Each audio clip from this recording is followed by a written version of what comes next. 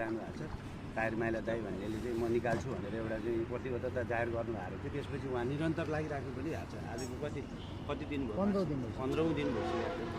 त्यसले गर्दाखेरि आज हामीले पनि हाम्रो वडामा भएको यो दुःखद घटना 1.5 वर्ष अगाडि दुःखद घटनामा चाहिँ अब आइसकेर यहाँ चाहिँ यो बसमा चाहिँ केही भनौँ न अवशेषहरू कुनै मान्छेहरूको केही पत्ता लागिन्छ कि भनेर यस बसलाई त्यतिकै नै उद्धार निकाल्न त परि नै हाल्यो। त्यसै कारणले गर्दाखेरि हामीले हाम्रो आज बिहान अध्यक्षज्यू लगायत हाम्रो टिमहरू कर्मचारी साथी सचिवज्यू हाम्रो चाहिँ आयुर्वेदिकका म्याडमहरू बहिनीहरू हाम्रो चाहिँ कम्प्युटरको सरहरूसँग चाहिँ एउटा चाहिँ राय सल्लाह गरेर हामीले 2-3 बजीको समयमा गएर त्यहाँ काम गर्ने यो बस निकाल्न उद्धार गर्ने साथीहरूलाई सशस्त्र प्रहरी बलका जनपदका साथीहरूलाई पनि हामीले यहाँ रहेका टिमलाई चाहिँ केही खाजाको व्यवस्थापन गरेर हामी वडा कार्यालयबाट हामीले चाहिँ आज अहिले 2 बजी होला सायद होइन 2 बजेको टाइममा पनि ल्याएर उहाँहरूलाई खाजा खुवाएर सहयोग गर्नको लागि भनेर हामी वडा कार्यालयबाट आउँदैछौँ।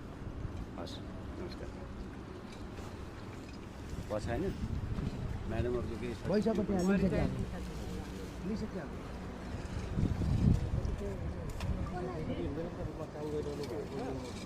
यो खाजाको विषयमा चाहिँ ट्याक्कै बाहरूलाई यो भएन कि जसले नि मलाई लाइक सबैले ल्याउने भयो क्या। अब हामीले अघि नै ल्यायो उसले ल्यायो अब यो भनौँ न ट्याक्कै यो छोराको नम्बर चाहिँ पब्लिक गर्न पाएँ।